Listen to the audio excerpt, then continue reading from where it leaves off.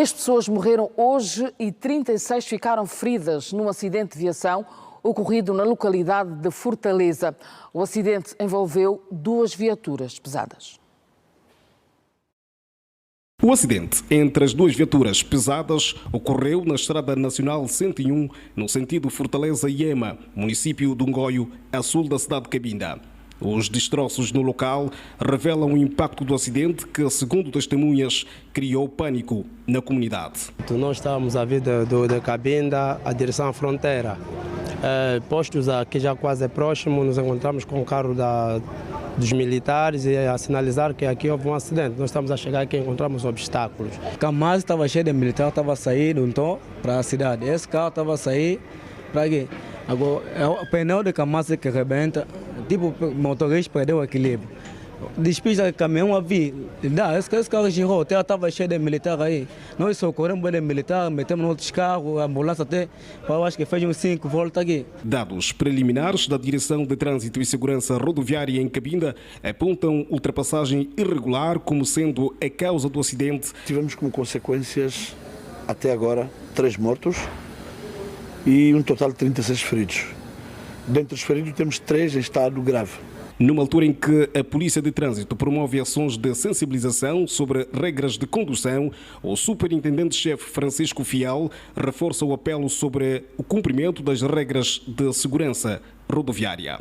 Continuarmos a aconselhar os nossos automobilistas no sentido de observarem aquilo que são as normas do Código de Estrada.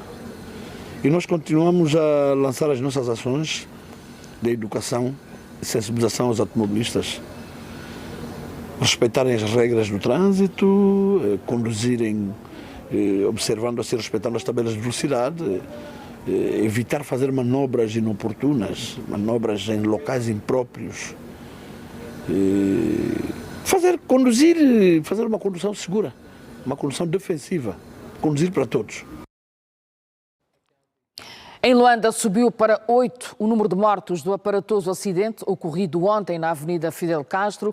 Uma das vítimas acabou por não resistir aos ferimentos e faleceu já no Hospital Geral de Luanda. Entretanto, 3 feridos já receberam alta esta segunda-feira e outros continuam hospitalizados no complexo Pedro Maria Tonha, Pedalé. Imagens fortes, destroços no chão que mostram o forte impacto da pancada. Este acidente aconteceu na noite de domingo, na Avenida Fidel Castro. 2 viaturas estiveram envolvidas. O motorista do táxi conseguiu sair ileso. Eu vinha do Benfica a caminho do Camama.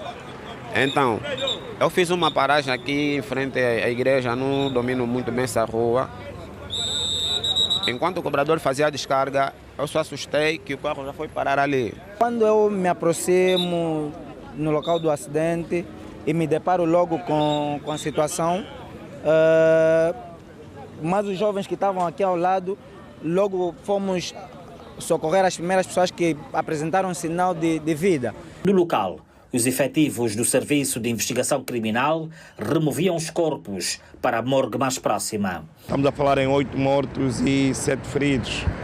Portanto, é lamentável, não é? O motorista está detido, mais uma vez estava em estado ébrio, podemos assim considerar, e o excesso de velocidade estiveram na base deste trágico acidente, não é? Nestor Gobel vai mais longe e alerta também para a situação do mau estado técnico de muitas viaturas que ainda circulam nas estradas de Luanda. Nós continuamos a assistir a viaturas, mesmo com todo o trabalho que está a ser feito, às multas que estão a ser são feitas ao nível das barreiras que são realizadas, mas ainda assim vamos verificando naquilo que é o trabalho diário que há muita negligência, há muito espírito que deixa andar, pessoas há que não querem mudar de consciência. Entretanto, a versão de que o motorista do caminhão estaria em estado de embriaguez foi contada várias vezes por testemunhas no local. Praticamente não está apresentando uma condição de alguém que está lúcido. O senhor, pelos colegas e o pessoal que cá encontramos, o senhor está mesmo embriagado. No Hospital Geral de Luanda, das 7 vítimas que deram entrada, uma senhora não resistiu aos ferimentos e perdeu a vida, elevando assim para 8 o número de vítimas mortais. Logo na sua entrada começamos com todas as medidas de reanimação, todas as diligências e apoio por parte de todas as equipes multidisciplinares que estavam aqui já preparados e à espera desse pessoal, mas infelizmente não tivemos sucesso. Dos 6 restantes, 3 receberam alta e outras 3 tiveram de ser transferidas para o complexo hospitalar Pedro Maria Tonha Pedalé. O primeiro tem depois do screening que fizemos aqui, depois do protocolo de trauma que a gente fez, resultou num TCE leve em que esteve internado nessas 12 horas sem alterações, então está ainda em observação para ver se acontece alguma coisa, mas em princípio esperamos que não. Este indivíduo está estável hemodinamicamente, sem queixa, portanto esperamos nós que nas próximas 12 horas terá condições de alta. Depois temos um indivíduo também de sexo masculino, como disse, de 24 anos, que tem um politrauma com fratura de costela, fratura do membro inferior esquerdo, no caso o fémur, que carece de cirurgia, que provavelmente será feita hoje. E depois temos um indivíduo mais grave, com abdômen fechado, precisou de fazer uma cirurgia importante com controle de danos, que precisará fazer uma nova cirurgia nas próximas 24 horas. 8 vítimas mortais, até agora contabilizadas, famílias que ficam amputadas e o luto que mais uma vez toma conta de várias residências. É preciso que se criem horários também na nossa província de circulação dos pesados. Esses contentores, caminhões contentorizados, recolha de lixo, não podem circular a todo horário na nossa cidade. Tanto regulamentar os horários, criar condições para que eles não cruzem a todo momento com os ligeiros. O fim de semana foi também trágico na província do Bengo, onde 29 pessoas morreram soterradas numa mina ilegal de ouro. As vítimas mortais vão enterrar amanhã na localidade de Canacassala, em Nambangongo. No Hospital Provincial do Bengo seguem, entretanto, internados 2 sobreviventes desta tragédia, que hoje receberam a visita da governadora Maria Antônia Nelumba. Levantei o braço por cima, eu vi que o braço saiu por fora e comecei a fazer gesto. E ali as pessoas deram conta que aqui tem pessoa, começaram a libertar a terra e encontraram quartos de pé, estávamos assim de pé. Mas eu sofri a perna porque os outros me apertaram assim com o corpo, junto da terra, o meu pé não estava sem passagem, já estava apertado. Era mais ou menos isso que me recordo. O relato de um sobrevivente, mas há quem não se lembra do que aconteceu. Sei lá, tudo descontrolado, não consegui reconhecer nada. Só comecei a reconhecer aqui já dentro do hospital. Uma visita de solidariedade aos sobreviventes, vítimas do desabamento da mina artesanal de ouro na comuna de Canacassala. Durante a mesma, a governadora da província do Bengo constatou o estado de saúde dos sobreviventes que recebem assistência médica no Hospital Provincial do Bengo. A unidade hospitalar chegou a receber 3 pacientes. Um com contusão e já teve alta. E depois temos um que refere dor cervical. Fez os exames, o raio-x não há lesões, não se observa lesões. Vão pedir um TAC e provavelmente amanhã vai já para casa. Visivelmente consternada, Maria Antônia Nelumba reiterou o compromisso do governo da província em garantir o acompanhamento necessário aos sobreviventes e às famílias enlutadas. Infelizmente faleceu um, não aqui, mas no Hospital de Bucula, que estava muito mal também. Neste momento, então, são 29 mortos. Agora acabamos de receber a informação de que o pai de uma das famílias, né, onde morreram 2 filhos, o genro e um sobrinho, também acabou por falecer, teve uma subida de tensão e acabou por falecer hoje também, agora nesta meio da manhã.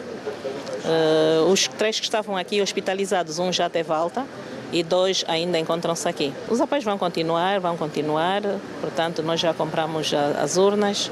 Já o pessoal também esteve a trabalhar durante toda a manhã com o SIC, com a parte de diligência para fazerem as certidões de óbito.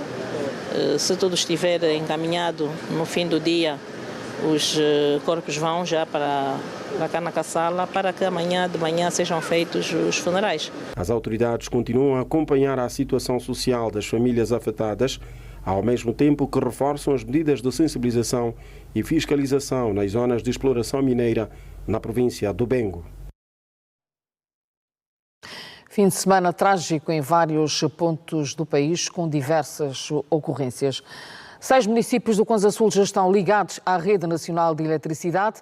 Em breve serão inaugurados naquela província vários projetos de eletrificação rural, num total de 7.000 ligações domiciliares. O projeto promete impulsionar o desenvolvimento local.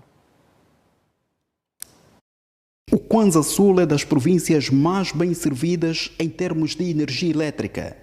A região tem implantadas em seu território 10 subestações elétricas de alta e média tensões, responsáveis pela recepção e redistribuição da eletricidade proveniente de Cambambe e Lauca. O Executivo mantém o compromisso de expandir a energia elétrica como instrumento estratégico da inclusão social, crescimento econômico, redução das assimetrias regionais e promoção do desenvolvimento sustentável do país. Assim, de 2015 a princípios deste ano, no Kwanza Sul, os municípios do Sumbe, da Gangula, de Porto Ombim, da Gabela, Cadá, Kibala, Huacucungo e Libolo já se encontram ligados à rede nacional, estando outros como o Ebo, o Condé, a Conda e os Celes previstos a beneficiar em breve. Nós estamos neste momento a eletrificar a Conda, o Condé, o Ebo e o Celes e prevemos o Ebo e o Condé concluir em junho, o Celes e a Conda um pouco mais tarde, portanto, mas no decurso ainda deste ano. Esta é a subestação que irá fornecer energia elétrica aos municípios do Celes e da Conda. Com uma potência instalada de 20 megawatts, as obras da infraestrutura em construção na localidade da Ganja encontram-se na ordem dos 97% de execução física. No meio rural, a expansão da energia elétrica às comunidades está a permitir a criação de novas oportunidades econômicas, o fortalecimento dos serviços sociais básicos, o aumento do sentimento de segurança da população através da iluminação pública. Me facilita, por exemplo, agora estamos a patinar aqui, porque também se não tivesse iluminação, a gente não poderia ter como patinar aqui. Graças à iluminação pública, a delinquência diminui bastante. Ultimamente tem-se notado muito menos crimes. E o melhoramento da qualidade de vida. Temos energia, a gente consegue assistir TV a hora que quiser, consegue congelar, já temos coisas frescas, mudou mesmo muito. Antigamente tínhamos muito gasto, neste momento o gasto diminuiu mesmo. É uma alegria que ultrapassou dos limites, porque ninguém contava isso. A eletrificação total dos 24 municípios do Kwanza Sul deve acontecer dentro de 3 anos. A corrida para a conclusão do programa tem uma razão de ser. É uma província que de facto tem um potencial agrícola muito grande. Nós temos hoje uma população que cresce, precisamos de garantir segurança alimentar e sabemos da importância que a eletricidade tem para a irrigação.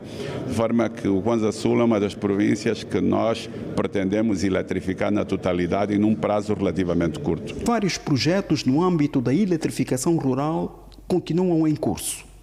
Entre eles, o projeto de eletrificação das aldeias a sul da vila de Calulo, provendo mais de 2.200 ligações domiciliares, o projeto de eletrificação rural do município do Celes, com aproximadamente 97% de execução física, que irá incluir 1.500 ligações domiciliares, 750 luminárias e 15 postos de transformação, estando já concluídas as redes de baixa tensão e iluminação pública. Isto numa altura em que a cobertura nacional de eletricidade está na ordem dos 48%, com inúmeros investimentos em curso, nomeadamente a construção de barragens e parques fotovoltaicos um pouco por todo o país. Até 2027, a taxa de cobertura já deverá ultrapassar os 50%.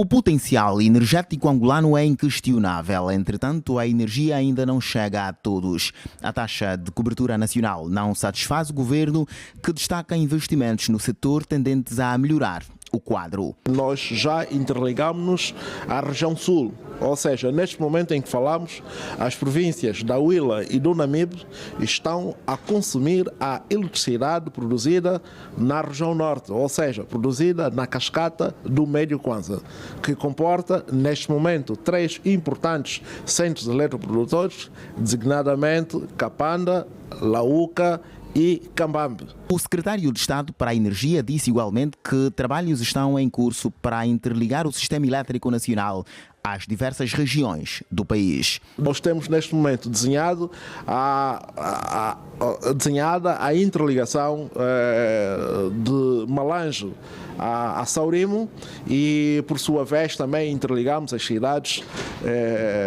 do Dundo, portanto, Saurimo, Camenong e Luena, que deverá constituir o backbone leste de Angola. Arlindo Carlos esclarece que o desafio a seguir é ligar eletricamente o país ao continente. Depois devemos criar condições para interligar a nossa rede à rede da Bolsa de Energia da África Austral, chamada South African Power Pool, bem como a Bolsa de Energia da África Central.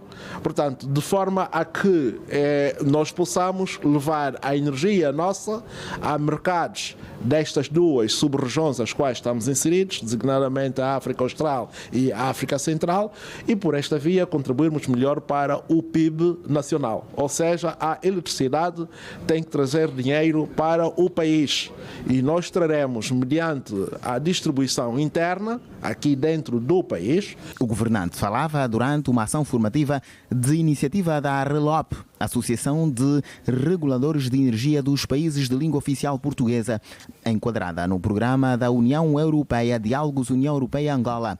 Recordo-lhe que nos dias 28 e 29 deste mês, Angola acolhe a Conferência Internacional de Energia e Águas.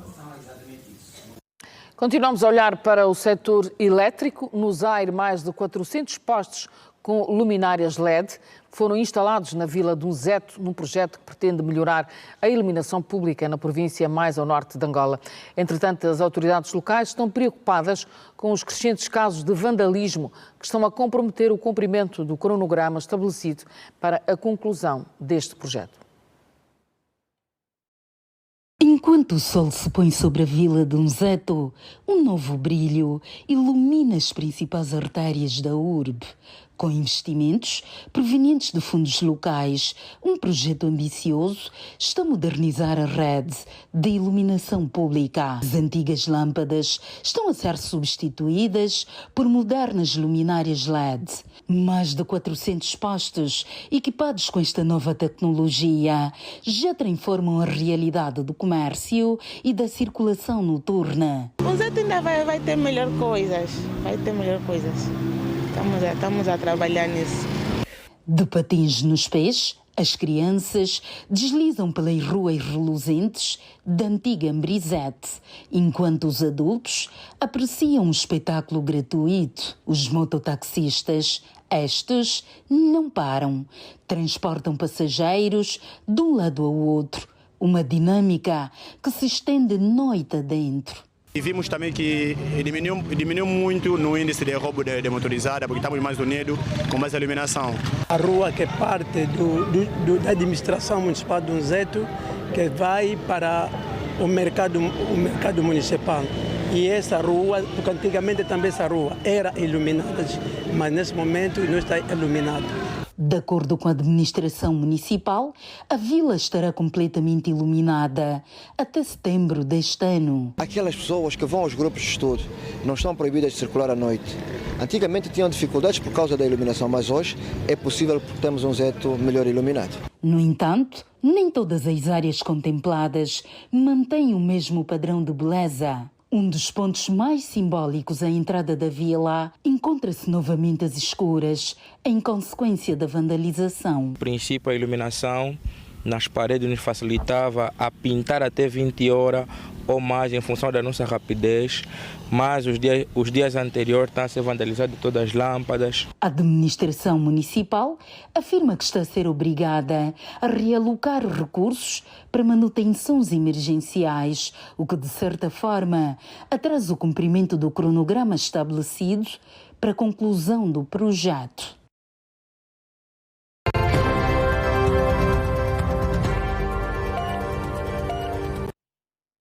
O Presidente da República, João Lourenço, defendeu esta segunda-feira maior pragmatismo, disciplina institucional e autonomia financeira para a União Africana durante a 4ª reunião virtual de alto nível sobre as reformas da organização continental. O Presidente da República, João Lourenço, participou esta segunda-feira na 4ª reunião virtual de alto nível do Comitê Ad hoc de Chefes de Estado e de Governo sobre as reformas institucionais da União Africana, encontro convocado pelo Presidente do Quênia, William Ruto. Na sua intervenção, o chefe de Estado angolano começou por destacar o alcance da realização da reunião na data em que se assinala o 63º aniversário da criação da Organização da Unidade Africana.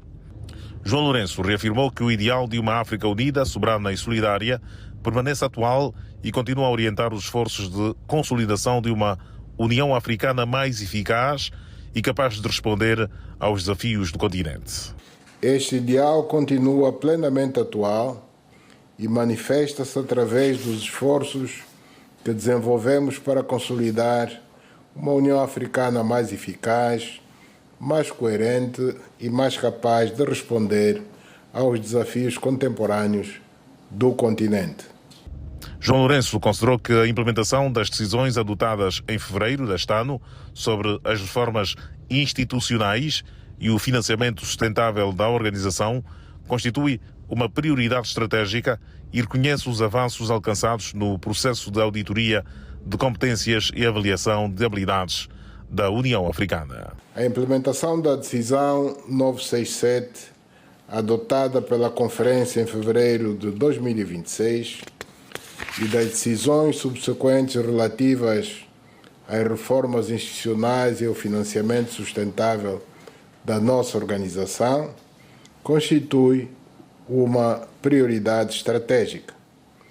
Os progressos já alcançados, nomeadamente no âmbito do processo de auditoria de competências e avaliação de habilidades, demonstram a vontade coletiva de reforçar a eficiência administrativa, a meritocracia e a capacidade operacional da União Africana.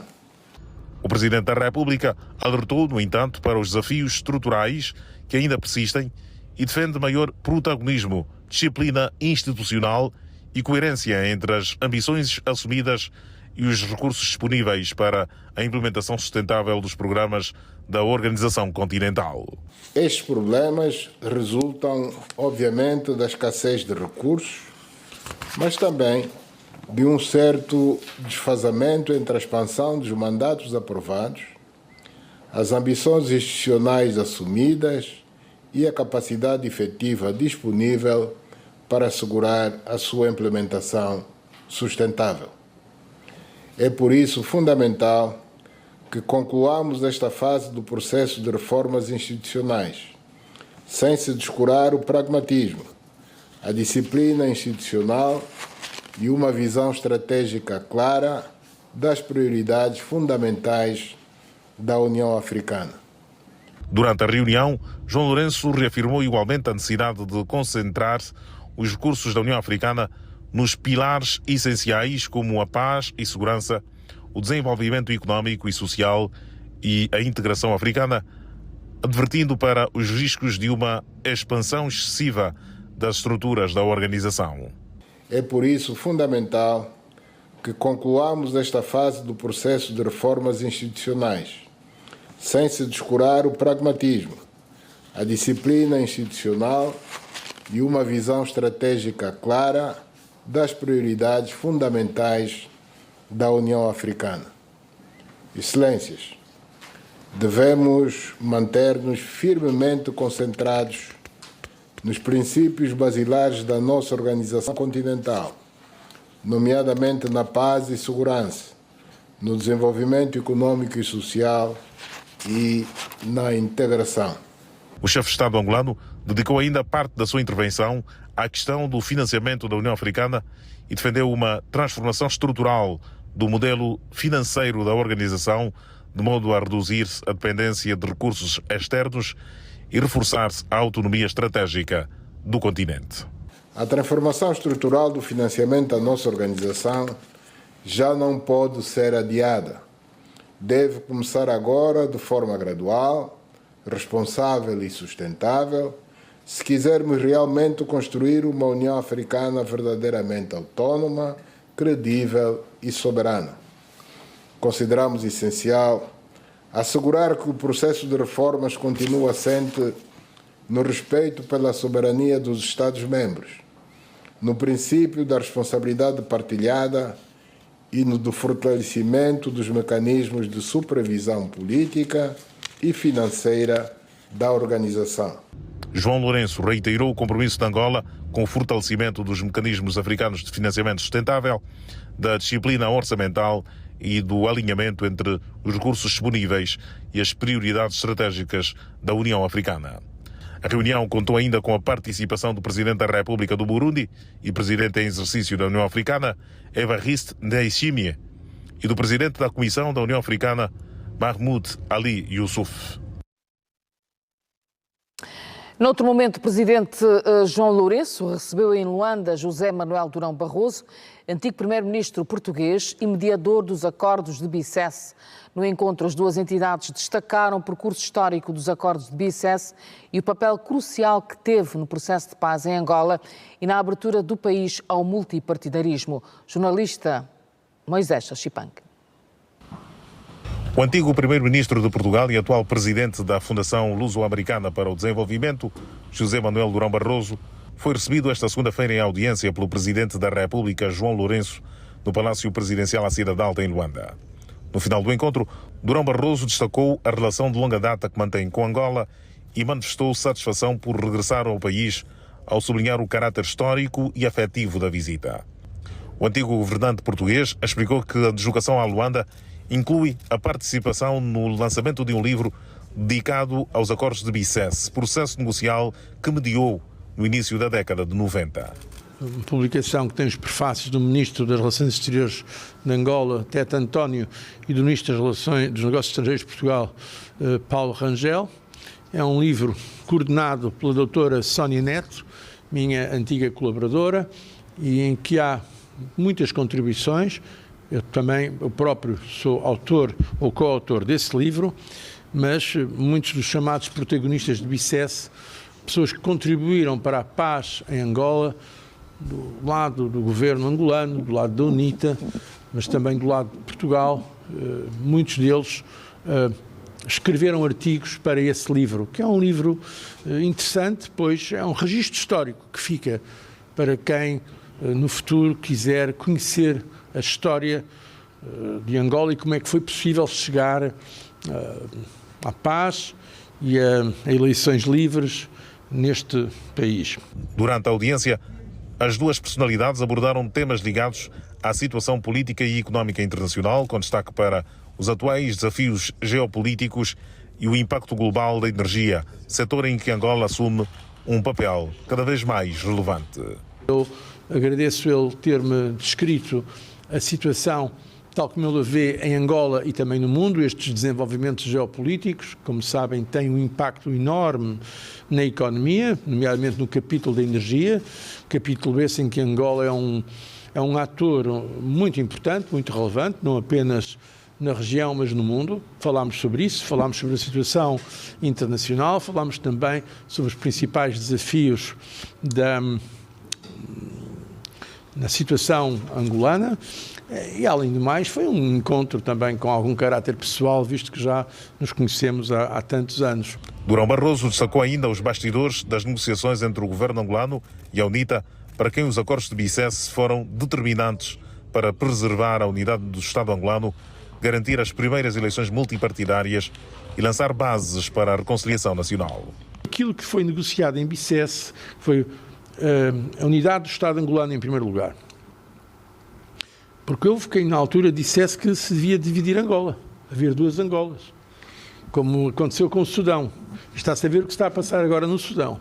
Na altura houve quem defendesse, eu vi, à minha frente, puseram planos à minha frente com mapas a dividir Angola, algumas potências. Nós, Portugal, dissemos não. Isso achamos que é um erro total jogar-se nesse cenário, como havia quem quisesse.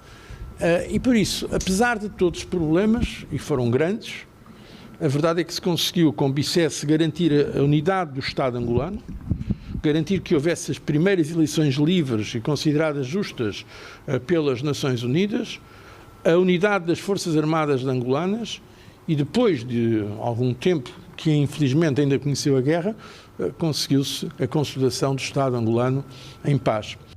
Os acordos de Bicesse foram assinados a 31 de maio de 1991, em Portugal, entre o governo angolano, liderado na altura pelo presidente José Eduardo dos Santos, e a UNITA, liderada por Jonas Savimbi, foram consubstanciados num conjunto de compromissos políticos e militares e institucionais destinados a pôr fim à guerra civil em Angola e abrir caminho ao multipartidarismo. Com a sua assinatura estavam criadas, à partida, as condições que permitiram ao país realizar as primeiras eleições multipartidárias da sua história em 1992. O Telejornal regressa em 7 minutos. Até já.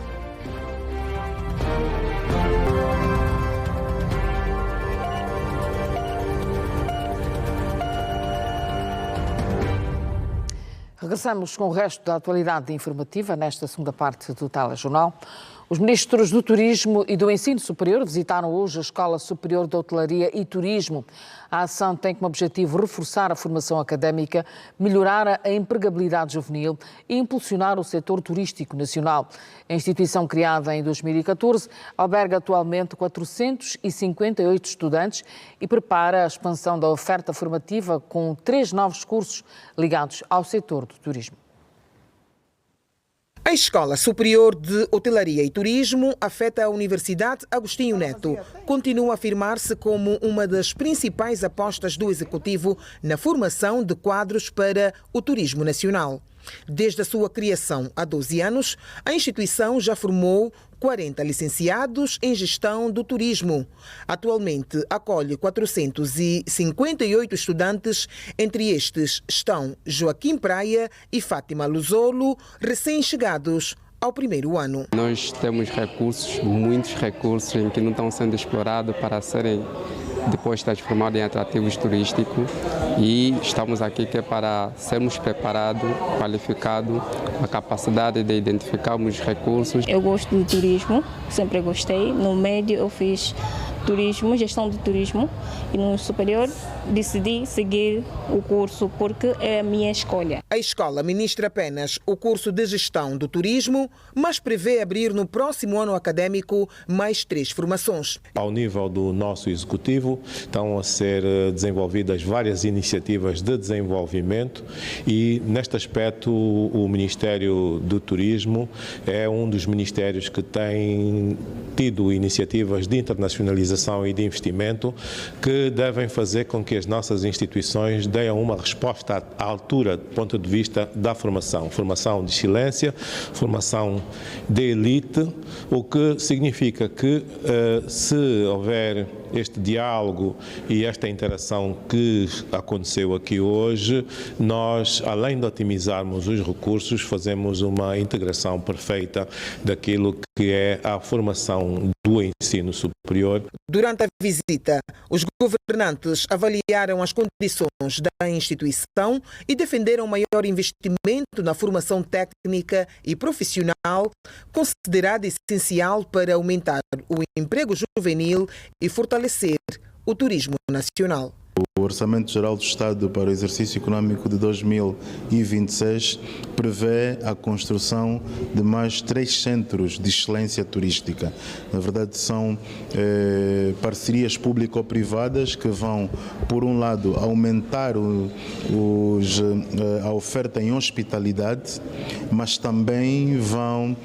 3 pessoas morreram hoje e 36 ficaram feridas num acidente de viação ocorrido na localidade de Fortaleza. O acidente envolveu 2 viaturas pesadas. O acidente entre as 2 viaturas pesadas ocorreu na Estrada Nacional 101, no sentido Fortaleza-Iema, município de Ungoio, a sul da cidade de Cabinda. Os destroços no local revelam o impacto do acidente que, segundo testemunhas, criou pânico na comunidade. Nós estávamos a vir de Cabinda à direção à fronteira. Postos aqui já quase próximo, nos encontramos com o carro dos militares e a sinalizar que aqui houve um acidente. Nós estamos a chegar aqui e encontramos obstáculos. O Kamaz estava cheio de militar, estava a sair de um tom para a cidade. Esse carro estava a sair para aqui. Agora, é o pneu de Kamaz que arrebenta, tipo o motorista perdeu o equilíbrio. Despista de caminhão a vir. Esse carro girou, até estava cheio de militar aí. Nós socorremos bem de militar, metemos outros carros, a ambulância até, eu acho que fez uns 5 voltas aqui. Dados preliminares da Direção de Trânsito e Segurança Rodoviária em Cabinda apontam ultrapassagem irregular como sendo a causa do acidente. Tivemos como consequências, até agora, 3 mortos e um total de 36 feridos. Dentre os feridos temos 3 em estado grave. Numa altura em que a Polícia de Trânsito promove ações de sensibilização sobre regras de condução, o Superintendente-Chefe Francisco Fial reforça o apelo sobre o cumprimento das regras de segurança rodoviária. Continuarmos a aconselhar os nossos automobilistas no sentido de observarem aquilo que são as normas do Código de Estrada. E nós continuamos a lançar as nossas ações de educação, sensibilização aos automobilistas, respeitarem as regras do trânsito, conduzirem observando-se e respeitando as tabelas de velocidade, evitar fazer manobras inoportunas, manobras em locais impróprios, fazer uma condução segura, uma condução defensiva, conduzir para todos. Em Luanda, subiu para 8 o número de mortos do aparatoso acidente ocorrido ontem na Avenida Fidel Castro. Uma das vítimas acabou por não resistir aos ferimentos e faleceu já no Hospital Geral de Luanda. Entretanto, 3 feridos já receberam alta esta segunda-feira e outros continuam hospitalizados no complexo Pedro Maria Tonha, Pedalé. Imagens fortes, destroços no chão que mostram o forte impacto da pancada. Este acidente aconteceu na noite de domingo, na Avenida Fidel Castro. 2 viaturas estiveram envolvidas. O motorista do táxi conseguiu sair ileso. Eu vinha do Benfica a caminho do Camama. Então, eu fiz uma paragem aqui em frente à igreja, não domino muito bem essa rua. Enquanto o cobrador fazia a descarga, eu só assustei que o carro já foi parar ali. Quando eu me aproximo no local do acidente e me deparo logo com a situação, mas os jovens que estavam aqui ao lado, logo fomos socorrer as primeiras pessoas que apresentaram sinal de vida. No local, os efetivos do Serviço de Investigação Criminal removiam os corpos para a morgue mais próxima. Estamos a falar em 8 mortos e 7 feridos. Portanto, é lamentável, não é? O motorista está detido, mais uma vez estava em estado ébrio, podemos assim considerar, e o excesso de velocidade estiveram na base deste trágico acidente, não é? Nestor Gobel vai mais longe e alerta também para a situação do mau estado técnico de muitas viaturas que ainda circulam nas estradas de Luanda. Nós continuamos a assistir a viaturas, mesmo com todo o trabalho que está a ser feito, as multas que estão a ser são feitas ao nível das barreiras que são realizadas, mas ainda assim vamos verificando naquilo que é o trabalho diário que há muita negligência, há muito espírito que deixa andar, pessoas há que não querem mudar de consciência. Entretanto, a versão de que o motorista do caminhão estaria em estado de embriaguez foi contada várias vezes por testemunhas no local. Praticamente não está apresentando uma condição de alguém que está lúcido. O senhor, pelos colegas e o pessoal que cá encontramos, o senhor está mesmo embriagado. No Hospital Geral de Luanda, das 7 vítimas que deram entrada, uma senhora não resistiu aos ferimentos e perdeu a vida, elevando assim para 8 o número de vítimas mortais. Logo na sua entrada começamos com todas as medidas de reanimação, todas as diligências e apoio por parte de todas as equipes multidisciplinares que estavam aqui já preparados e à espera desse pessoal, mas infelizmente não tivemos sucesso. Dos 6 restantes, 3 receberam alta e outras 3 tiveram de ser transferidas para o complexo hospitalar Pedro Maria Tonha Pedalé. O primeiro tem depois do screening que fizemos aqui, depois do protocolo de trauma que a gente fez, resultou num TCE leve em que esteve internado nessas 12 horas sem alterações, então está ainda em observação para ver se acontece alguma coisa, mas em princípio esperamos que não. Este indivíduo está estável hemodinamicamente, sem queixa, portanto esperamos nós que nas próximas 12 horas terá condições de alta. Depois temos um indivíduo também de sexo masculino, como disse, de 24 anos, que tem um politrauma com fratura de costela, fratura do membro inferior esquerdo, no caso o fémur, que carece de cirurgia, que provavelmente será feita hoje. E depois temos um indivíduo mais grave, com abdômen fechado, precisou de fazer uma cirurgia importante com controle de danos, que precisará fazer uma nova cirurgia nas próximas 24 horas. 8 vítimas mortais, até agora contabilizadas, famílias que ficam amputadas e o luto que mais uma vez toma conta de várias residências. É preciso que se criem horários também na nossa província de circulação dos pesados. Esses contentores, caminhões contentorizados, recolha de lixo, não podem circular a todo horário na nossa cidade. Tanto regulamentar os horários, criar condições para que eles não cruzem a todo momento com os ligeiros. O fim de semana foi também trágico na província do Bengo, onde 29 pessoas morreram soterradas numa mina ilegal de ouro. As vítimas mortais vão enterrar amanhã na localidade de Canacassala, em Nambangongo.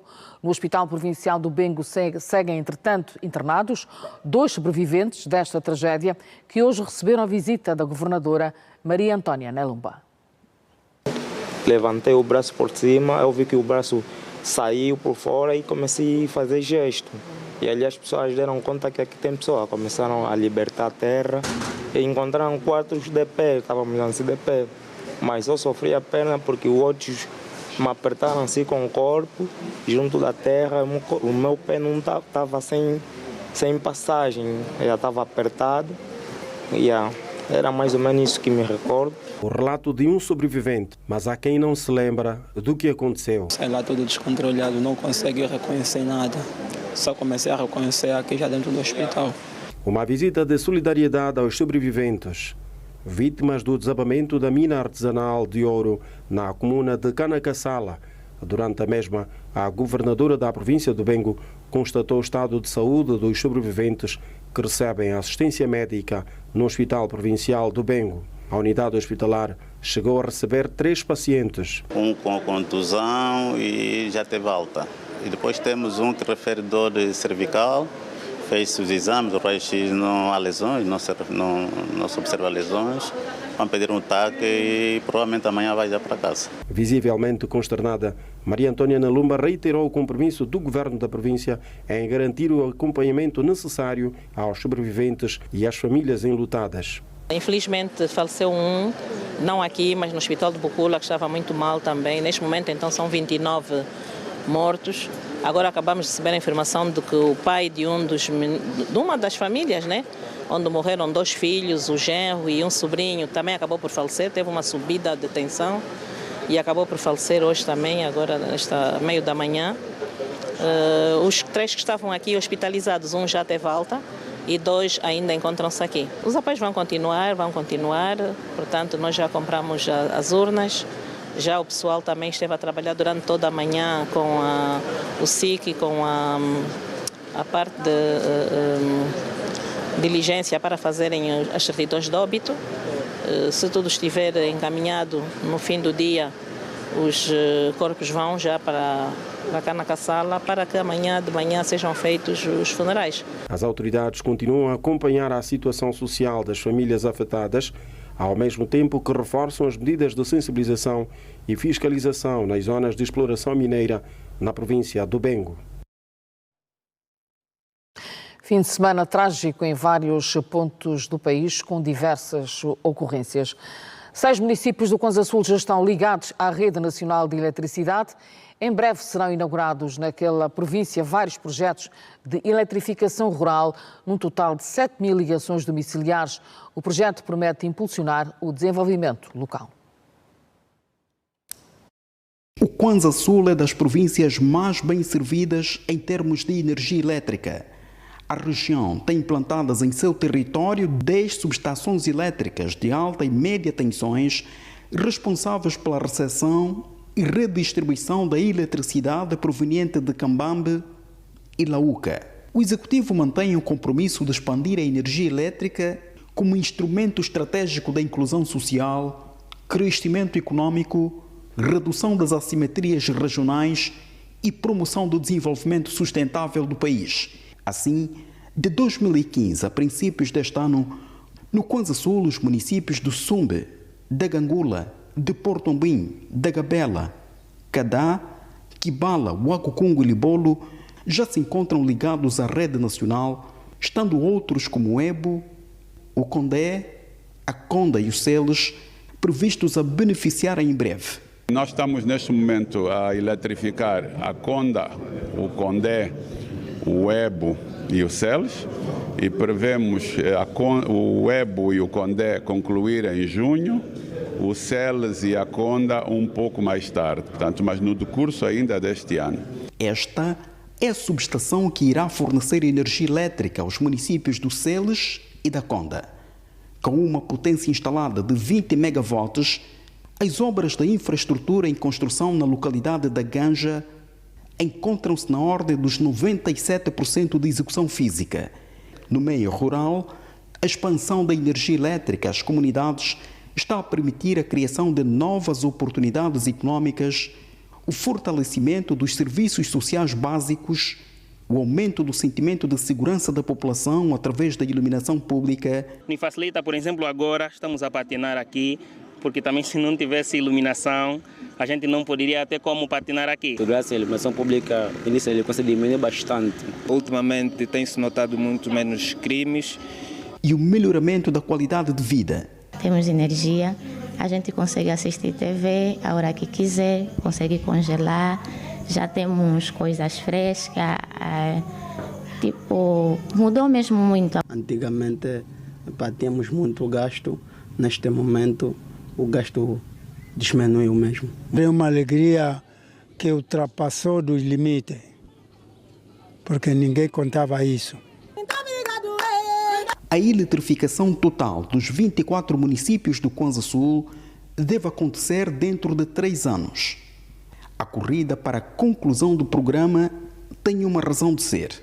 É uma província que de facto tem um potencial agrícola muito grande. Nós temos hoje uma população que cresce, precisamos de garantir segurança alimentar e sabemos da importância que a eletricidade tem para a irrigação.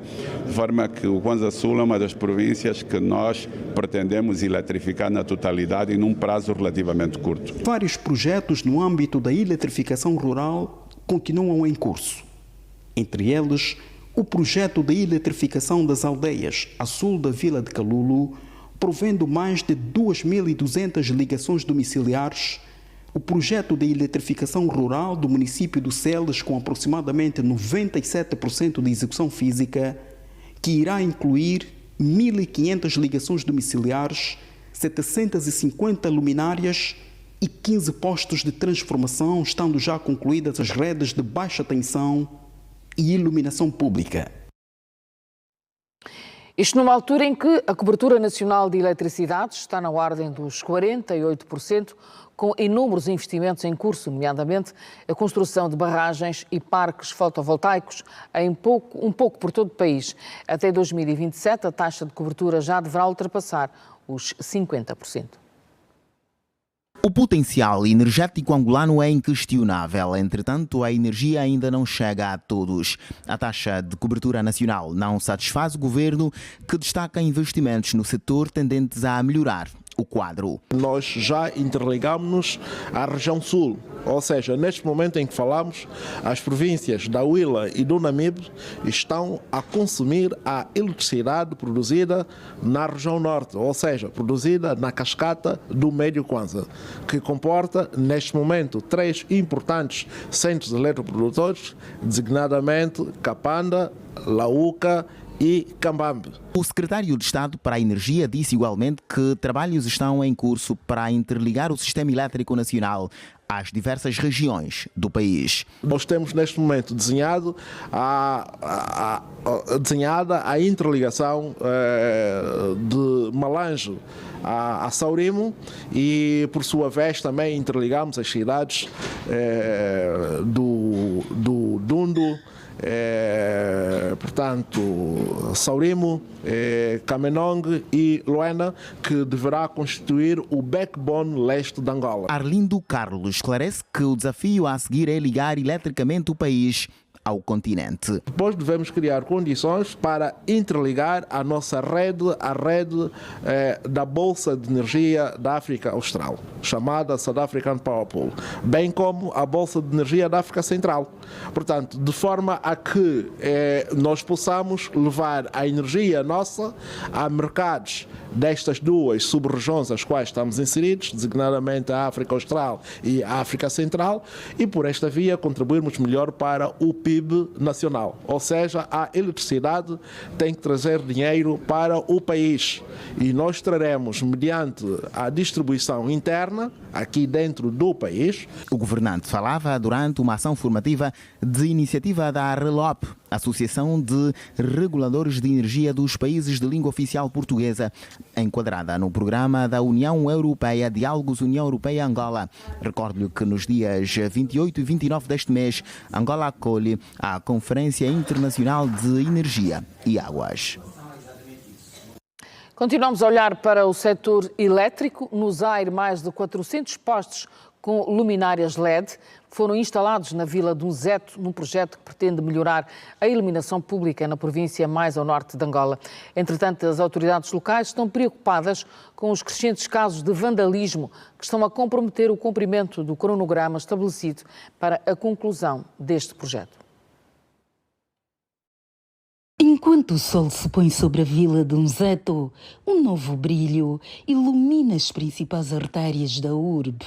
Com investimentos provenientes de fundos locais, um projeto ambicioso está a modernizar a rede de iluminação pública. As antigas lâmpadas estão a ser substituídas por modernas luminárias LED.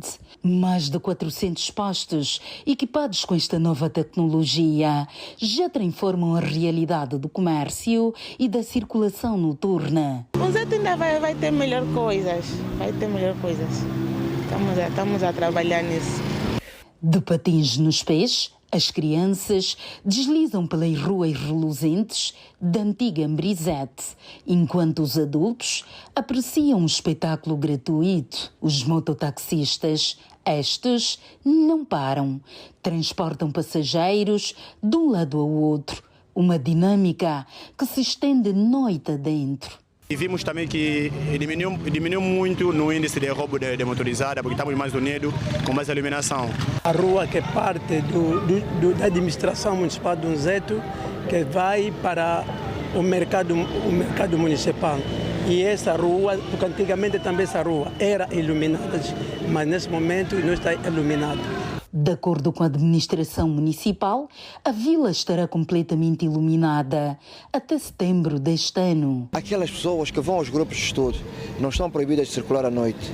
Antigamente tinham dificuldades por causa da iluminação, mas hoje é possível porque temos um Zeto melhor iluminado. No entanto, nem todas as áreas contempladas mantêm o mesmo padrão de beleza. Um dos pontos mais simbólicos à entrada da vila encontra-se novamente às escuras, em consequência da vandalização. No princípio, a iluminação nas paredes nos facilitava a pintar até 20 horas ou mais em função da nossa rapidez, mas os dias anteriores estão a ser vandalizados todas as lâmpadas. A administração municipal afirma que está a ser obrigada a realocar recursos para manutenções emergenciais, o que de certa forma atrasa o cumprimento do cronograma estabelecido para a conclusão do projeto.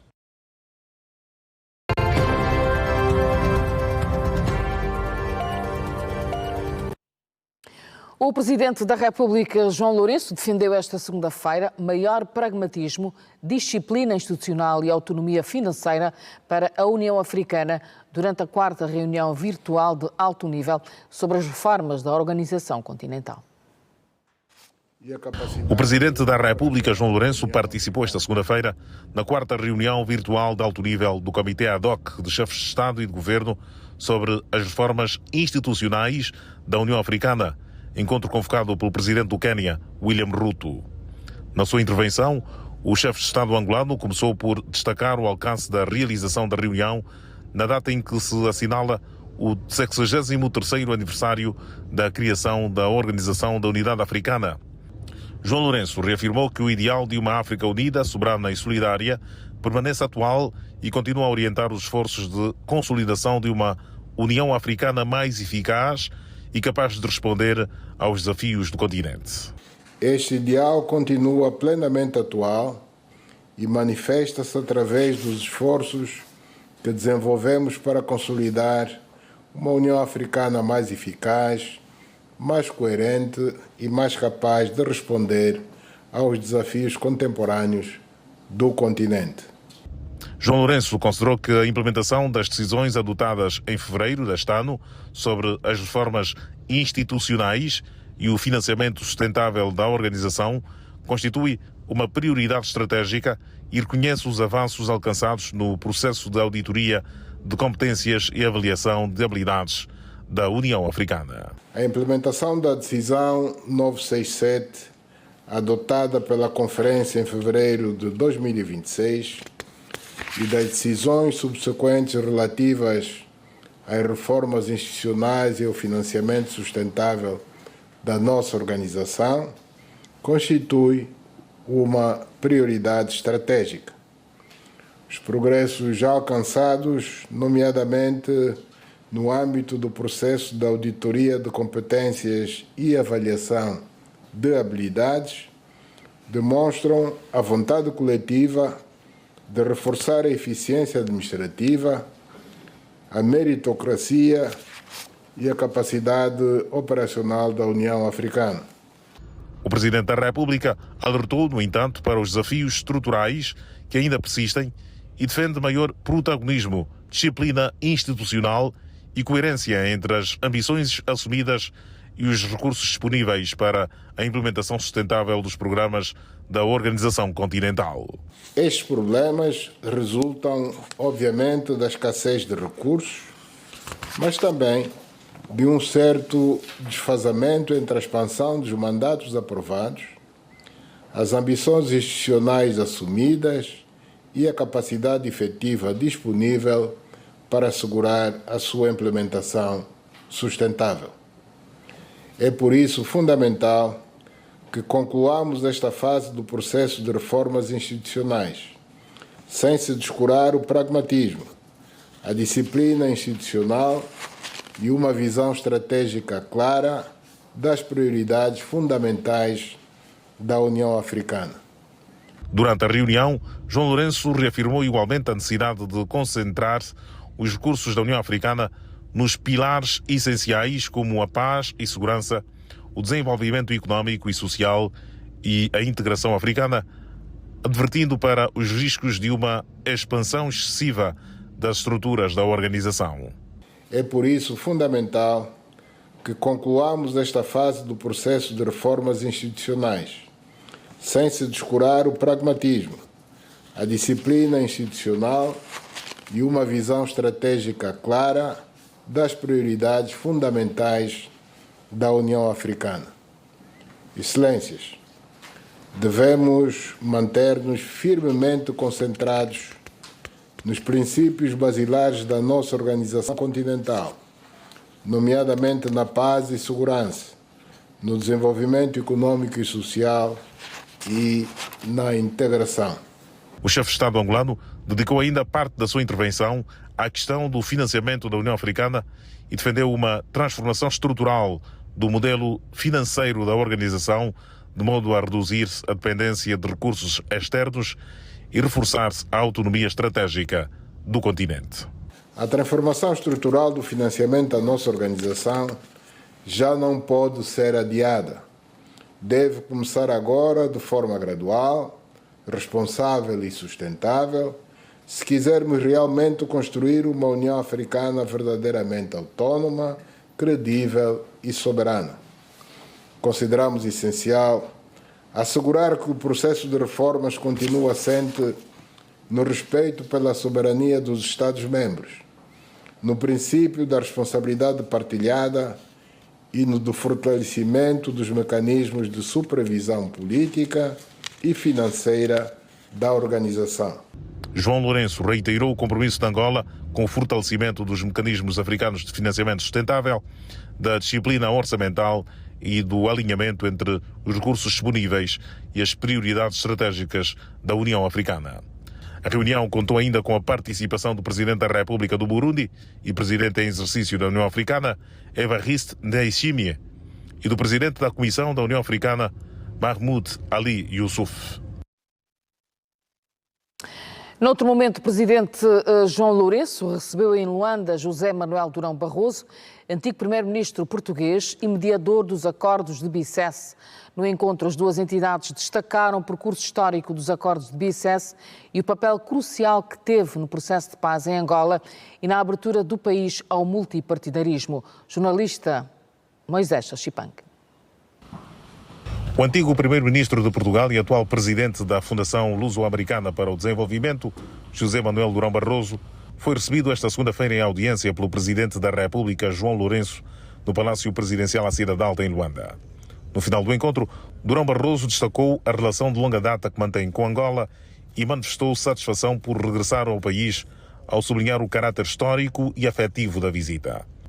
O antigo governante português explicou que a deslocação à Luanda inclui a participação no lançamento de um livro dedicado aos acordos de Bicesse, processo negocial que mediou no início da década de 90. Uma publicação que tem os prefácios do Ministro das Relações Exteriores de Angola, Tete António, e do Ministro dos Negócios Estrangeiros de Portugal, Paulo Rangel. É um livro coordenado pela doutora Sónia Neto, minha antiga colaboradora, e em que há muitas contribuições. Eu próprio sou autor ou coautor desse livro, mas muitos dos chamados protagonistas de Bicesse, pessoas que contribuíram para a paz em Angola, do lado do governo angolano, do lado da UNITA, mas também do lado de Portugal, muitos deles escreveram artigos para esse livro, que é um livro interessante, pois é um registro histórico que fica para quem no futuro quiser conhecer a história de Angola e como é que foi possível chegar à paz e a eleições livres neste país. Durante a audiência, as duas personalidades abordaram temas ligados à situação política e económica internacional, com destaque para os atuais desafios geopolíticos e o impacto global da energia, setor em que Angola assume um papel cada vez mais relevante.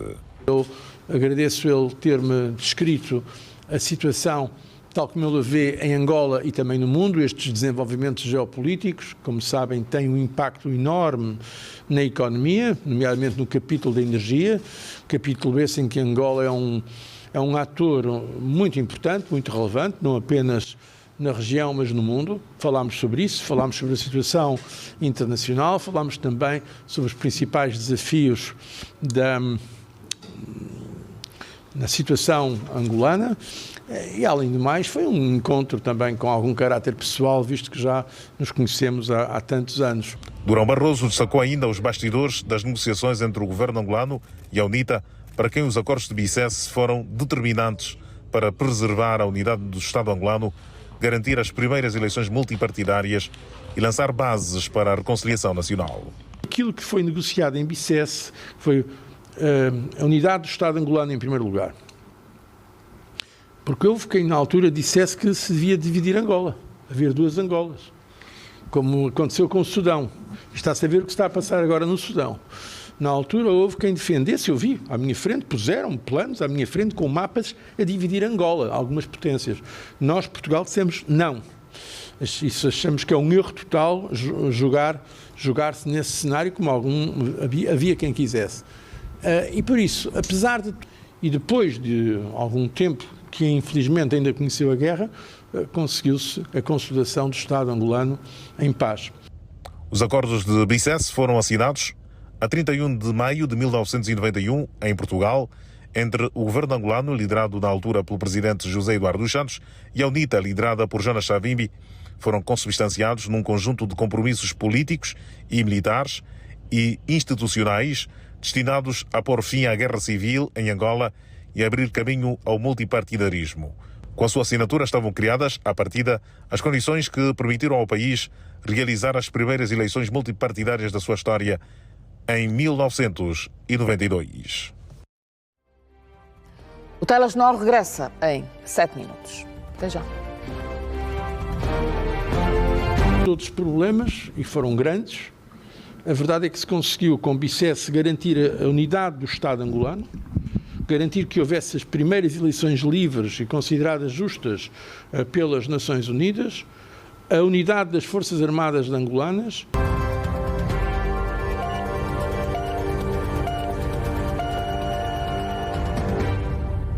Regressamos com o resto da atualidade informativa nesta segunda parte do Telejornal. Os ministros do Turismo e do Ensino Superior visitaram hoje a Escola Superior de Hotelaria e Turismo. A ação tem como objetivo reforçar a formação académica, melhorar a empregabilidade juvenil e impulsionar o setor turístico nacional. A instituição, criada em 2014, alberga atualmente 458 estudantes e prepara a expansão da oferta formativa com 3 novos cursos ligados ao setor do turismo. A Escola Superior de Hotelaria e Turismo afeta a Universidade Agostinho Neto. Continua a afirmar-se como uma das principais apostas do Executivo na formação de quadros para o turismo nacional. Desde a sua criação há 12 anos, a instituição já formou 40 licenciados em gestão do turismo. Atualmente acolhe 458 estudantes, entre estes estão Joaquim Praia e Fátima Luzolo, recém-chegados ao primeiro ano. Nós temos recursos, muitos recursos em que não estão sendo explorados para serem depois transformados em atrativos turísticos, e estamos aqui que é para sermos preparados, qualificados, com a capacidade de identificarmos recursos. Eu gosto do turismo, sempre gostei. No médio eu fiz turismo, gestão de turismo, e no superior decidi seguir o curso porque é a minha escolha. A escola ministra apenas o curso de gestão do turismo, mas prevê abrir no próximo ano académico mais 3 formações. Ao nível do nosso executivo estão a ser desenvolvidas várias iniciativas de desenvolvimento, e neste aspecto o Ministério do Turismo é um dos ministérios que tem tido iniciativas de internacionalização e de investimento que devem fazer com que as nossas instituições deem uma resposta à altura do ponto de vista da formação. Formação de excelência, formação de elite, o que significa que se houver este diálogo e esta interação que aconteceu aqui hoje, nós, além de otimizarmos os recursos, fazemos uma integração perfeita daquilo que é a formação do ensino superior. Durante a visita, os governantes avaliaram as condições da instituição e defenderam maior investimento na formação técnica e profissional, considerada essencial para aumentar o emprego juvenil e fortalecer o turismo nacional. O Orçamento Geral do Estado para o exercício econômico de 2026 prevê a construção de mais 3 centros de excelência turística. Na verdade, são parcerias público-privadas que vão, por um lado, aumentar a oferta em hospitalidade, mas também vão permitir a parceria com cadeias nacionais e internacionais que vão transformar estes centros de excelências em centros de treinamento e prática para os nossos jovens e para as nossas jovens. A presença conjunta dos 3 ministérios, nomeadamente Turismo, Ensino Superior e MAPTES, demonstra a intenção do governo em aproximar o ensino superior do mercado de trabalho através de programas de estágio, formação técnico-profissional e novas parcerias institucionais. Já vimos fazendo um trabalho técnico para um maior alinhamento e uniformização das competências, sobretudo naquilo que tem a ver com a capacitação e qualificação do capital humano neste setor, que tem sido estratégico, amplamente internacional e que traz valências. Dados do setor indicam que Angola possui mais de 1000 unidades hoteleiras e turísticas registradas, mas enfrenta ainda déficit de mão de obra especializada, sobretudo nas áreas de gestão hoteleira, recepção, gastronomia e atendimento turístico. A iniciativa pretende igualmente transformar a Escola Superior de Hotelaria e Turismo numa referência nacional na formação de quadros para o setor, numa altura em que Angola procura aumentar a competitividade turística na região africana. Pereira da Silva e Lucrécia Augusto. A TAG deverá poupar este ano mais de 10 milhões de dólares em custos com combustível. O plano de reestruturação da empresa, denominado Palanca, inclui igualmente medidas de otimização de rotas e contenção de despesas operacionais. O Conselho de Administração da TAG garante que o plano poderá gerar bons indicadores económicos nos próximos tempos, apesar dos desafios do contexto internacional, sobretudo o conflito no Médio Oriente. Para a TAG, o ano de 2025 foi de grandes realizações, com a abertura do novo aeroporto Dr. António Agostinho Neto e aquisição de novas aeronaves, só para destacar. Uma infraestrutura com uma capacidade de processamento de 15 milhões de passageiros por ano. Uma infraestrutura que foi pensada para servir Angola e os angolanos melhor, mas também uma infraestrutura pensada para servir o continente, proporcionando desta forma um instrumento para a diversificação da economia nacional. Feitas as operações, o balanço aponta para um total de receitas na ordem dos 437 milhões de dólares, adquiridas pela TAG no ano passado. Destes, 411 milhões foram canalizados para novos investimentos. 2025 foi um ano de reorganização, estabilização operacional e preparação estrutural da companhia. 2026 tem que ser o ano de viragem, de transição, um ano de maior disciplina operacional, um ano de maior rigor, um ano de maior exigência interna e um ano de consolidação efetiva da transformação da TAG. Capacitação técnica, avaliação de desempenho e desenvolvimento, digitalização integral da gestão de assiduidade, processos de recrutamento, execução de projetos, promoção de estudos de clima organizacional e assinaturas de protocolos estão entre os pilares que marcaram o ano 2025, previstos no seu plano de modernização, denominado Palanca. Desenvolvido em parceria com a Lufthansa Consulting, que apoia o processo de reestruturação da TAG, na otimização e modernização da companhia em áreas fundamentais como segurança operacional, manutenção e engenharia, operações de voo, eficiência organizacional e sustentabilidade financeira. A aquisição de novas aeronaves com destaque para o Boeing 777, 737 e 787 entre os investimentos realizados. Em 2025, a TAG registrou um resultado líquido negativo de 144 milhões de dólares. Este resultado reflete, em grande medida, o impacto de investimentos estruturantes associados à modernização da frota, à reorganização operacional, à transição aeroportuária, ao reforço da capacidade técnica, à recuperação dos sistemas afetados pelo cyberataque e à implementação de medidas essenciais para assegurar a sustentabilidade futura da companhia. A superioridade comercial levou a TAG em 2025 a vender mais de 26 mil bilhetes de passagens num único dia, o maior número de bilhetes já vendidos, com uma faturação de 12 milhões e 200 mil dólares norte-americanos. A cooperação entre Angola e a China acaba de ganhar novo capítulo, desta vez voltado à exploração marítima. Arrancou esta segunda-feira em Pequim o Fórum de Pescas e Aquicultura China-Angola, um evento central da missão estratégica de Angola que marca o aprofundamento da parceria na economia azul.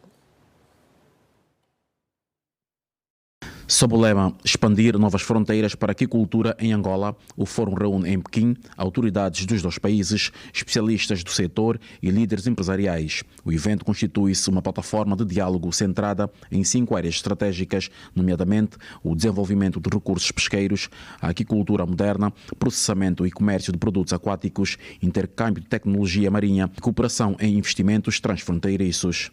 Uma iniciativa que vai além do comércio tradicional e tem como objetivo construir uma colaboração em toda a cadeia de valor, promovendo a segurança alimentar, a diversificação da economia angolana e o desenvolvimento inclusivo.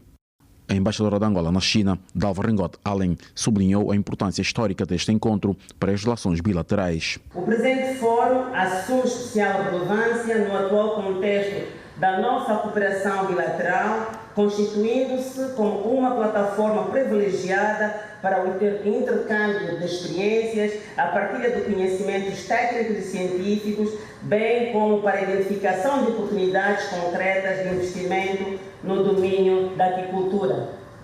Já na abertura oficial do fórum, a ministra das Pescas e dos Recursos Marinhos, Carmen do Sacramento Neto, começou por falar dos números que tornam Angola numa aposta promissora.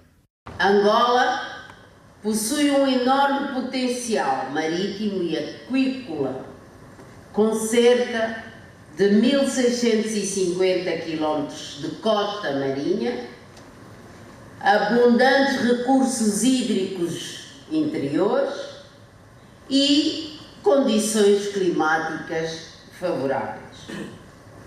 O nosso país reúne condições excepcionais para se tornar numa referência regional na produção aquícola e economia do mar.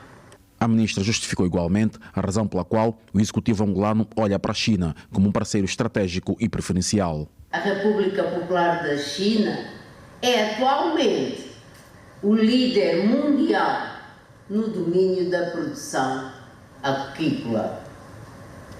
É um país que possui uma experiência forte e avançada na tecnologia de produção, de gestão da cadeia de valor dos produtos aquícolas, na inovação científica, genética e transformação industrial do pescado. E a República de Angola pretende beneficiar desta experiência através de parcerias sólidas. Carmen do Sacramento Neto ressaltou ainda as reformas em curso em Angola com vista à melhoria do ambiente de negócios, sobretudo para a garantia de segurança jurídica ao investimento direto estrangeiro. O Executivo angolano continua empenhado na melhoria do ambiente de negócios, na simplificação administrativa e no reforço da segurança jurídica para os investidores privados.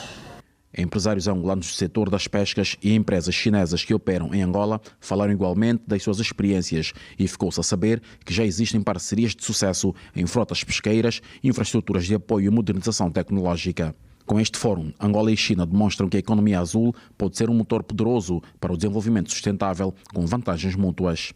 A meta é transformar a aquicultura num instrumento de diversificação económica, geração de emprego e combate à pobreza. Dos enviados especiais, Adilson Mendes e David Mudo, TPA, Pequim, China. E o telejornal segue com a previsão do tempo.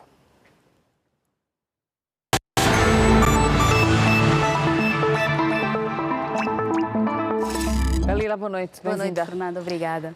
Começamos a semana com previsão de temperaturas baixas, sobretudo nas províncias do sul de Angola, é isso? Com certeza. As temperaturas no sul, desde o meio da semana passada, já estão, visivelmente mais baixas.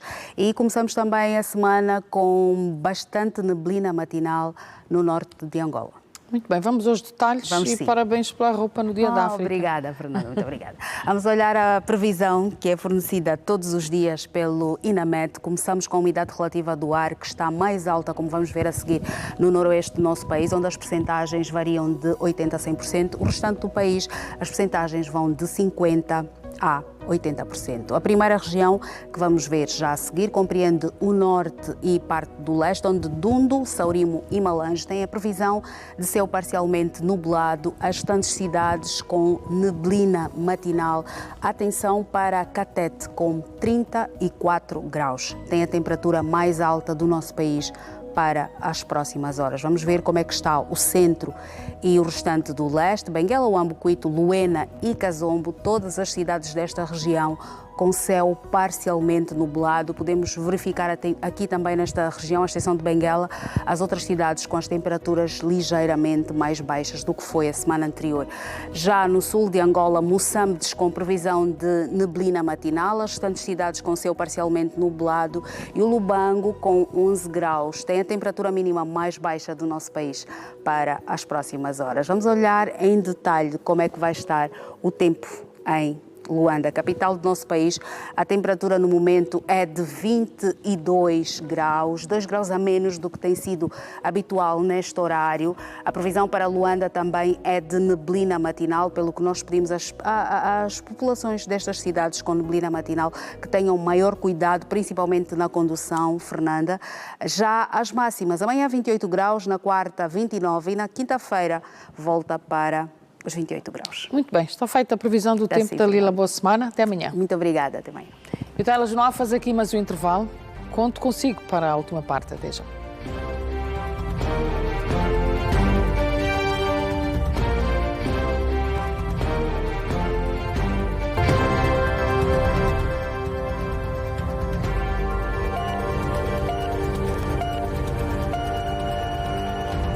Entramos para os minutos finais do telejornal. Celebra-se hoje o Dia de África. A propósito, o Biro Político do Comitê Central do MPLA saúda todos os povos do continente africano pela celebração desta data que evoca a fundação da Organização da Unidade Africana, precursora da atual União Africana, marco histórico da afirmação da identidade, da unidade e da autodeterminação dos povos africanos. Jornalista José Eduardo. O Biro Político do Comitê Central do MPLA saúda calorosamente todos os povos do continente africano que hoje celebra o Dia de África, data que evoca a fundação da Organização da Unidade Africana, precursora da atual União Africana, marco histórico da afirmação da identidade, da unidade e da autodeterminação dos povos africanos.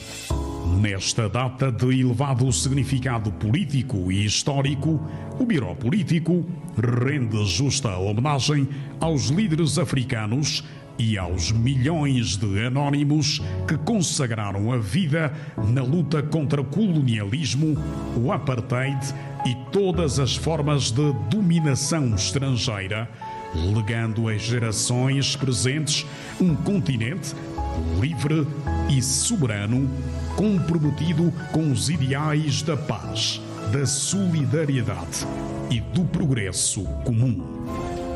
O MPLA, fiel à sua tradição panafricanista, reafirma o seu compromisso inabalável com os valores da unidade africana, da integração regional, da cooperação entre os Estados, do respeito pelas soberanias nacionais e da defesa dos interesses estratégicos do continente no concerto das nações.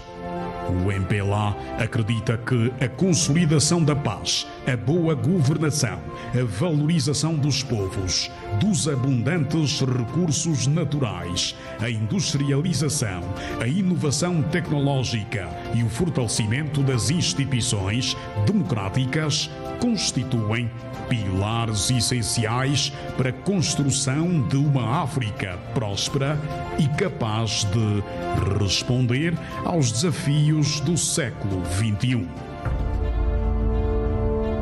Num contexto internacional marcado por profundas transformações geopolíticas e económicas, a África é chamada a assumir um papel cada vez mais relevante na definição do seu próprio destino, potenciando as oportunidades decorrentes da sua juventude, da riqueza dos seus recursos e da crescente integração dos seus mercados através de instrumentos como a Zona de Comércio Livre Continental Africana, do qual Angola orgulhosamente é signatária e promotora.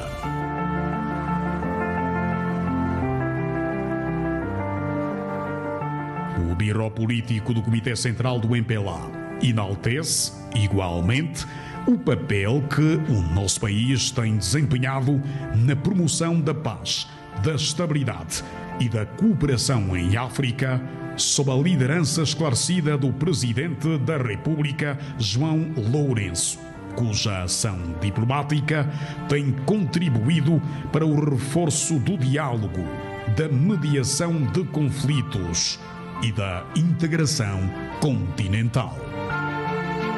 Ao celebrar o Dia da África, o MPLA renova o seu compromisso com o povo, a sua confiança no futuro do continente e na capacidade dos africanos de transformarem os desafios em oportunidades de desenvolvimento, prosperidade e bem-estar para todos os seus povos.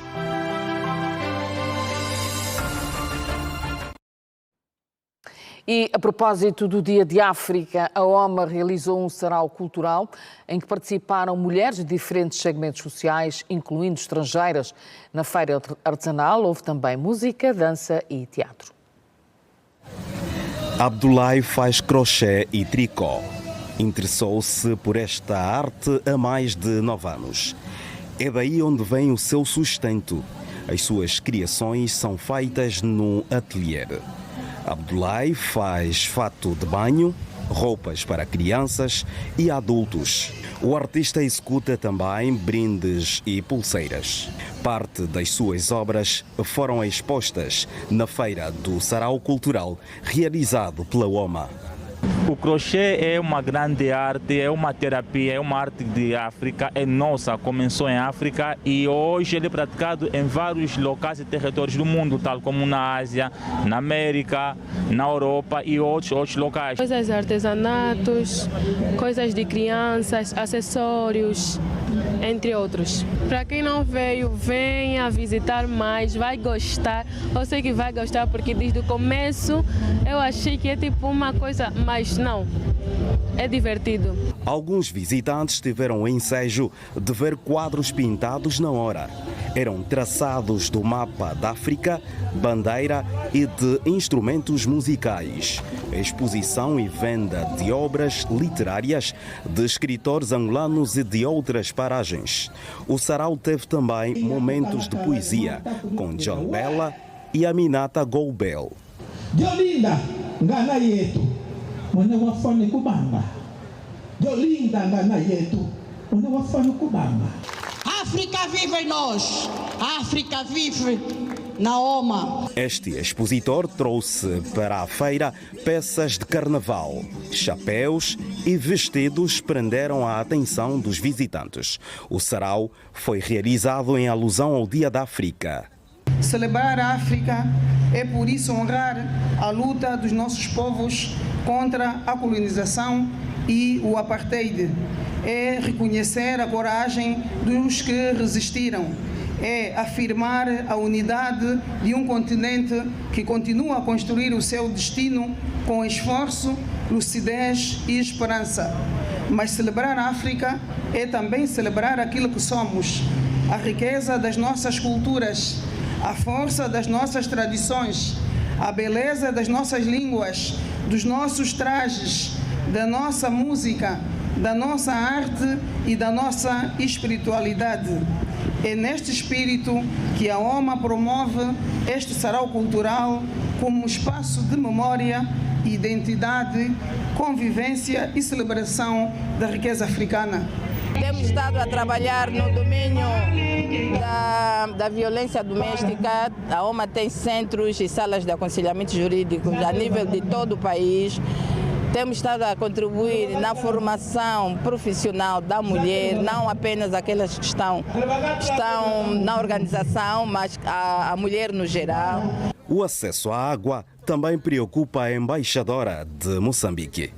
Os nossos rios devem ser devidamente geridos, mas as nossas relações também com os outros povos vizinhos, que façamos uma gestão adequada da água entre nós, para que não tenhamos estes fenómenos quando a natureza decide despejar da maneira como despejou. O Largo das Heroínas foi pequeno para albergar o grande número de mulheres. E celebrar o Dia da África cantando, declamando poesia e também homenageando essas grandes heroínas, rainhas que deram tudo para Angola, mulheres determinadas, as heroínas. Fazemos esse encontro aqui de reflexão cultural no Largo das Heroínas, quer dizer que a gente preserva memórias. O sarau continua noite adentro com dança tradicional e teatro com o grupo Horizonte Gingambande a retratar a importância da água. Comadre, esse é o teu aspecto familiar. Não tomar banho, quer dizer, toma banho de vez em quando. A vice-presidente do MPLA visitou hoje os municípios de Cacoaco, Molenvos e Viana. Mara Quiosa foi aferir o nível de organização das assembleias de balanço e renovação de mandatos a nível dos comitês de ação do seu partido no quadro do processo orgânico em curso no MPLA e destacou a capacidade de mobilização da OMA nestas localidades. 30 de maio encerra a primeira fase do processo orgânico em curso no MPLA, sendo certo que a meta nesta fase são as mais de 55 mil assembleias de militantes. É importante reforçar que temos até o dia 30 de maio, portanto até o próximo sábado, para encerrarmos as nossas assembleias de militantes em todo o país. Das 55.309 assembleias que nós tínhamos previsto realizar durante esta primeira fase, gostaríamos de dar nota, mais de 47 mil assembleias já foram realizadas em todo o país. Isto demonstra claramente de que vamos sim cumprir com os prazos, porque a partir de 1 de junho até 10 de outubro vamos realizar então as nossas conferências intermédias.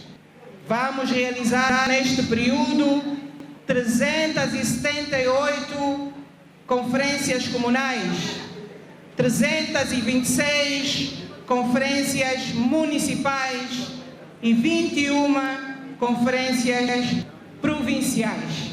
Com o objetivo de garantir a conclusão exitosa desta etapa do processo orgânico, a vice-presidente do MPLA deslocou-se aos municípios de Cacoaco, Molenvos e Viana. Em Cacoaco, Mara Quiosa acompanhou as assembleias de balanço e renovação de mandatos nos comitês de ação número 59 do bairro 4 de Fevereiro e no número 1 do bairro Garcia. Nos dois pontos, a vice-presidente do MPLA destacou a capacidade de mobilização das mulheres do partido e apontou a necessidade do crescimento contínuo da base militante. Para vos dizer, olho no olho, que cada uma de vocês aqui tem uma responsabilidade muito grande. O homem consegue mobilizar, sim, mobiliza uma pessoa, mobiliza duas pessoas. A mulher, quando mobiliza, mobiliza uma família. A mulher, quando mobiliza, mobiliza uma comuna. A mulher, quando mobiliza, mobiliza um município, mobiliza uma província, mobiliza um país.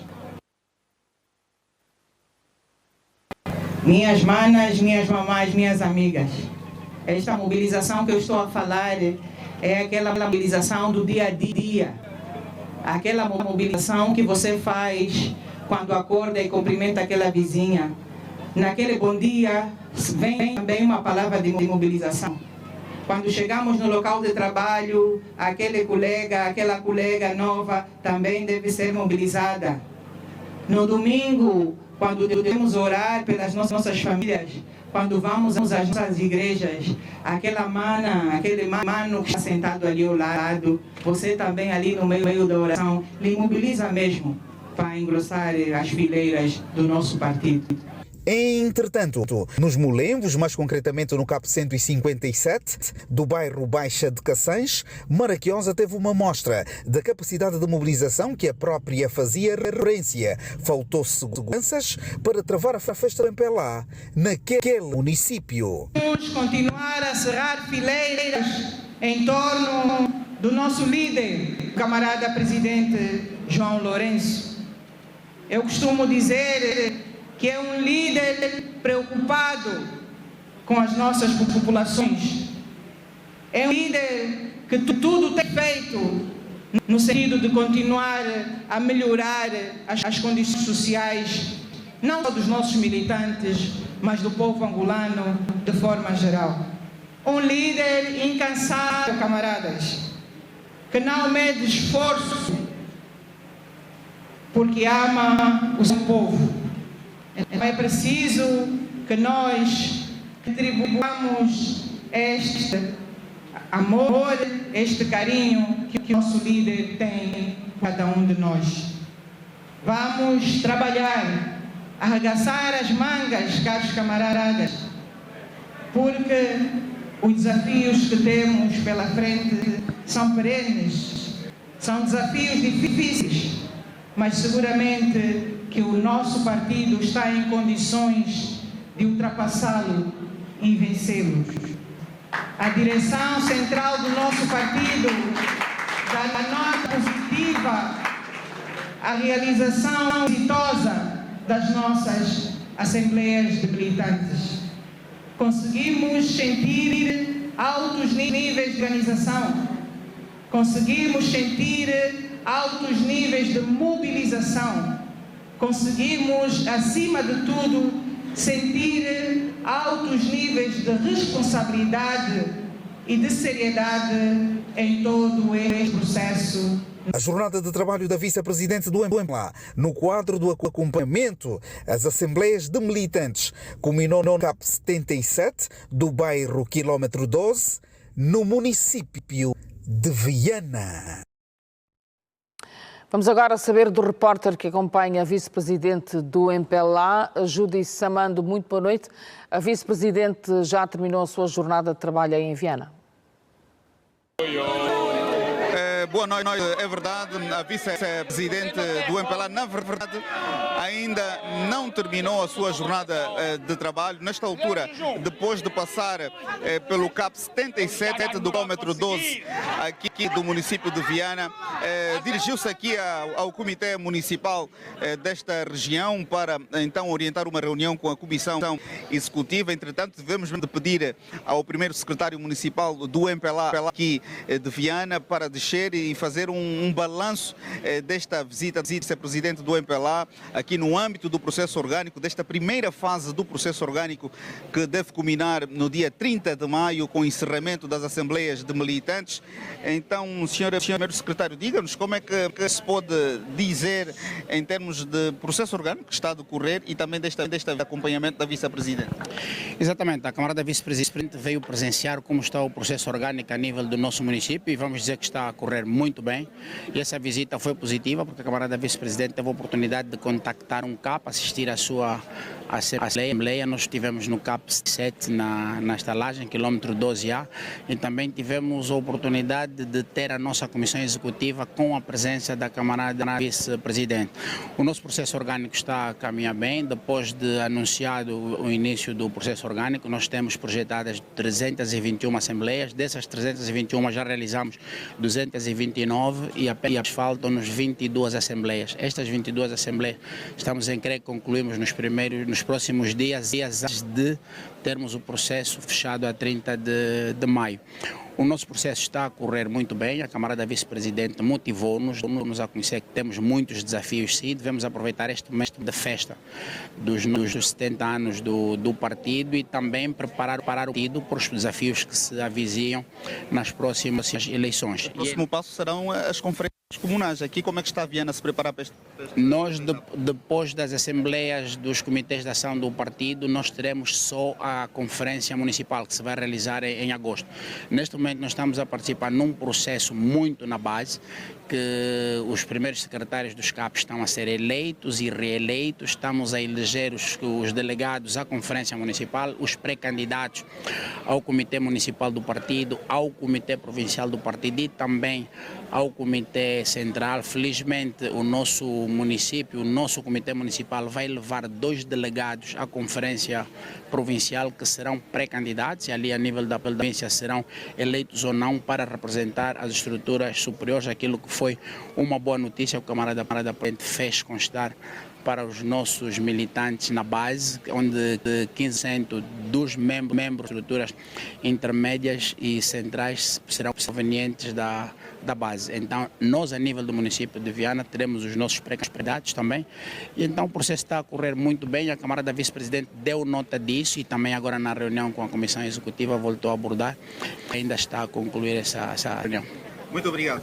Aqui considerações do primeiro secretário municipal de Viana do partido MPLA, à volta desta visita da vice-presidente do partido Maraquiosa, que deslocou-se hoje aos municípios de Cacoaco, Molenvos e Viana, no âmbito do acompanhamento desta primeira fase do processo orgânico que decorre no MPLA. A primeira fase que prevê a realização de mais de 55 mil assembleias de militantes e depois, em outro momento, com conferências comunais que pensam 378 conferências comunais, depois 326 conferências municipais e depois 21 conferências provinciais para lá mais para frente, nos dias 9 e 10 de dezembro, se testemunhar então a eleição do presidente do partido. Certamente que mais detalhes sobre esta visita de trabalho da vice-presidente do MPLA a estes 3 municípios, Cacoaco, Molenvos e Viana, certamente que em outros espaços informativos da televisão pública de Angola. É um até já.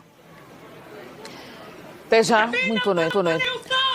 O Papa pediu hoje perdão sincero pela demora histórica da Igreja Católica em condenar o flagelo da escravatura.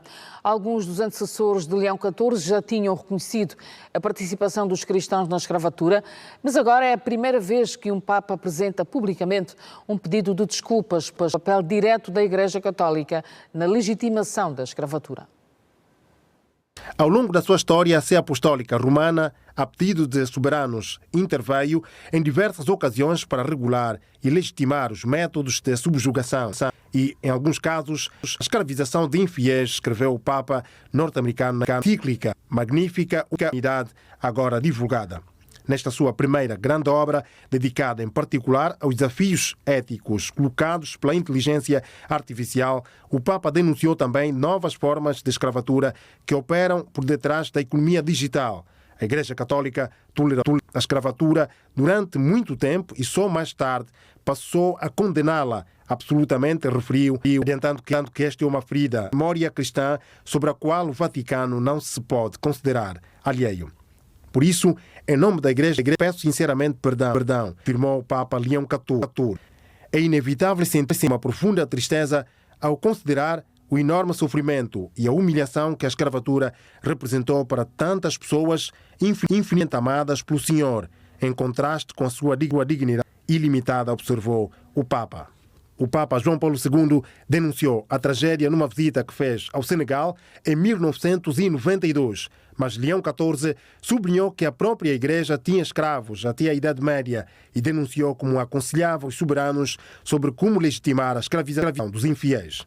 Na encíclica, o Papa pediu também que se afaste o conceito da guerra justa, defendido em particular pela ação do presidente norte-americano Donald Trump, como forma de justificar um conceito, lamentando que a humanidade esteja a resvalar para uma cultura violenta do poder. A administração Trump tem justificado repetidamente o ataque ao Irão pela necessidade de impedir o país de desenvolver armas nucleares. O vice-presidente dos Estados Unidos, convertido ao catolicismo, invocou o argumento da guerra justa e avisou ao Papa para ter cuidado com questões teológicas.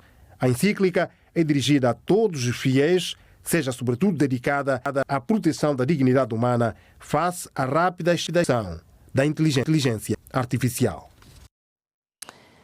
E a terminar, fazemos a leitura de uma nota da Civicop, Comissão para a Implementação do Plano de Reconciliação em Memória das Vítimas de Conflitos Políticos, que apela a todas as famílias das vítimas dos acontecimentos de 27 de maio de 1977 para que se dirijam ao Laboratório Central de Criminalística ou no Quilamba, no Largo Papa Leão XIV, para procederem à recolha de amostras biológicas destinadas à realização de testes de ADN.